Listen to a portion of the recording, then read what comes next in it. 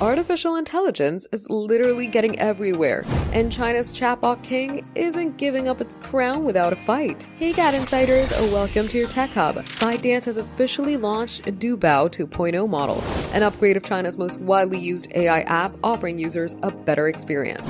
But it's more about the timing than the AI itself. Buzz is building around a new model from its rival DeepSeek, and ByteDance is making it clear that it plans to stay on top. DouBao leads all AI chatbot apps in China with 155 million weekly active users, with DeepSeek second at 81.6 million, according to information provider QuestMobile's most recent data published in late December. But in the fast-moving AI world, today's leader can become tomorrow's afterthought, and ByteDance knows it. So here it is with DouBao 2.0, built for what the company calls the agent era. Easy words, this isn't just a chatbot that answers questions. It's designed to handle complex real-world tasks like multi-step problem solving, layered reasoning, and heavy-duty digital execution.